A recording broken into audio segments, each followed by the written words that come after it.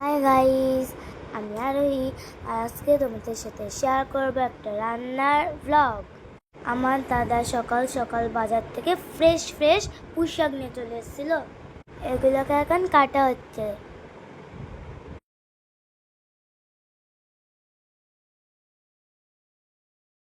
পুঁই শাকগুলো কাটা হয়ে গেলে আলু, বেগুন, কাঁচা লঙ্কা কেটে নিয়ে পুঁই শাকে অ্যাড করবো।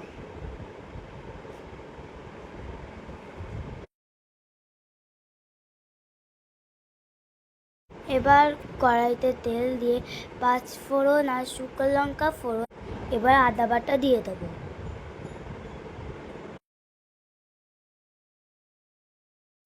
এবার এতে অ্যাড করবো চিংড়ি মাছ।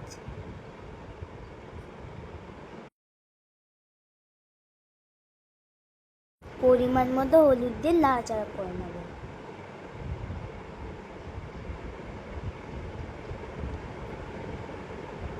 একটু ভাজা ভাজা হয়ে গেলে কেটে রাখা পুঁই শাকগুলো দিয়ে দেবো।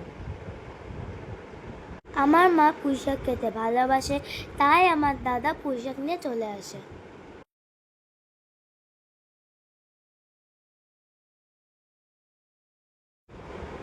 এবার এতে পরিমাণ মতো লবণ অ্যাড করব। দেখো আমার ঠাম্মি কেমন রান্না করছে।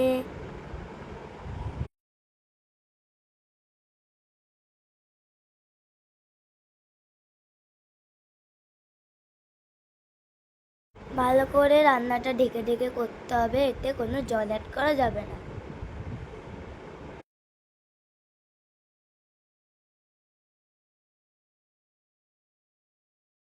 কিছুক্ষণ পর ঢাকনাটা খুলে আর একটু নাড়াচাড়া করে নিতে হবে যাতে লেগে না যায়।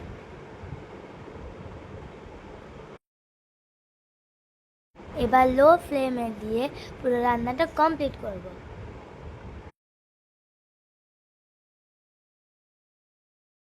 ভালো করে নাড়িয়ে চাড়িয়ে তো আমাদের রেডি পুঁই শাক চচ্চড়ি।